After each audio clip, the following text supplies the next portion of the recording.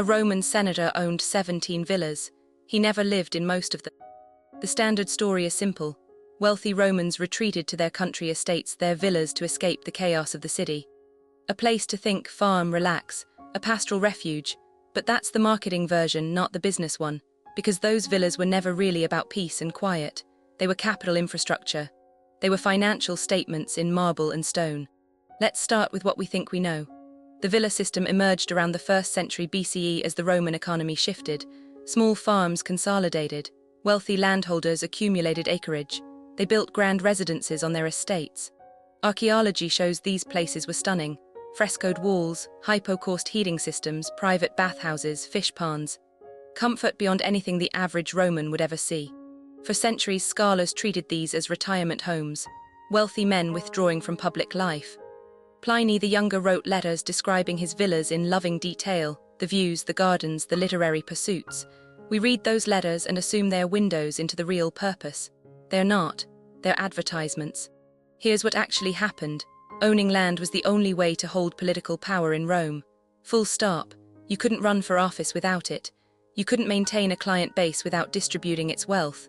You couldn't secure loans, marry advantageously, or build alliances without visible assets. Land was both the medium and the message. But, and this matters, a single villa wasn't enough. You needed multiple estates across different regions. Why? Diversification, climate risk. Crop failure in one province meant income from another. A senator might own land in Italy, Sicily, North Africa, Egypt. Each villa was a revenue stream. Each one was also a statement: I am wealthy enough to own land I don't personally manage. The labor model was the real profit engine. Villas ran on enslaved workers, sometimes hundreds of them on a single estate. The owner didn't farm the land himself. That would be absurd. Enslaved people worked it. Enslaved people maintained the buildings, the livestock, the infrastructure. The owner collected the surplus. That's the math. Land plus unfree labor equals exponential wealth extraction. Now here's where the narrative breaks down. The villas themselves weren't primarily for the owner's personal use. Wealthy Romans spent most of their time in Rome itself, where politics, law, commerce, and display happened. The villas were visited seasonally, sometimes rarely. The grandeur was for a different audience entirely. They were for clients, for business partners, for political allies who needed reminding of your resources. A senator invites a rival to his estate. The rival arrives. He sees the marble, the scale, the gardens, the enslaved workers. He understands without a word being spoken. This man has capital. This man has reach. This man is not someone to cross lightly. The villas also solved a practical problem: money laundering in effect.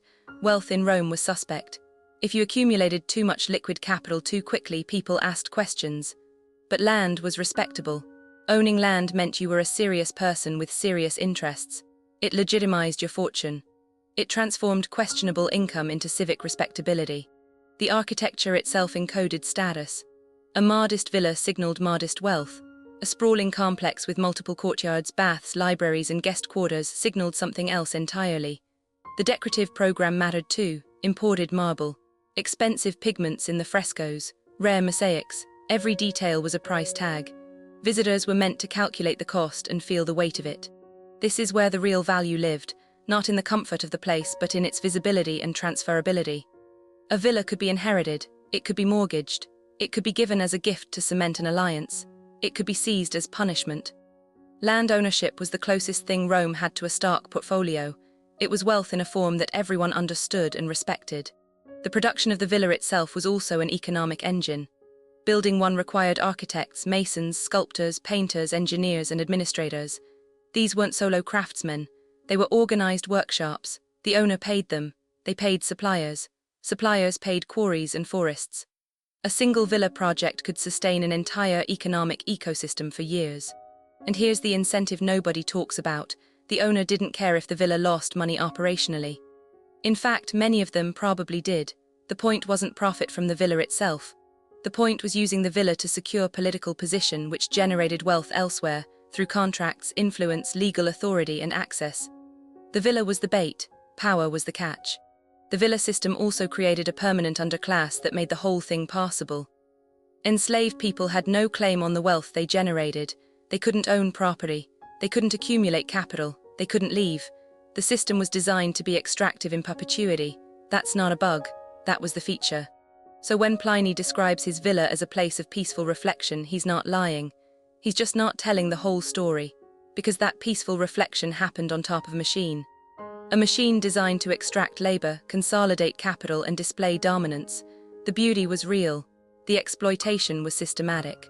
The villa model eventually collapsed, but not because it was unstable. It collapsed because the Roman state collapsed. When central authority fragmented, land lost its political value. When slavery became less viable, the labor model broke. When the economy shifted toward feudalism, the villa system evolved into something else. But for centuries, it was the perfect mechanism for turning land and labor into power. The lesson isn't that Romans were uniquely cruel or greedy. It's that wealth systems are always engineered, they always have a structure, they always benefit some people at the expense of others. The villa system was transparent about it. You could see the wealth, see the labor, see the hierarchy. Modern systems are often more opaque, but the mechanics are the same. Consolidate assets, control labor, convert those into political and economic power.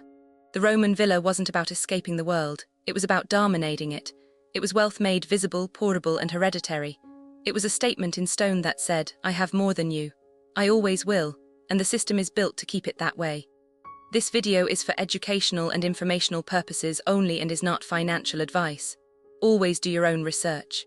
Subscribe for more explorations of how wealth systems actually work, not how they are sold to us. This video is for educational and informational purposes only and is not financial advice. Always do your own research.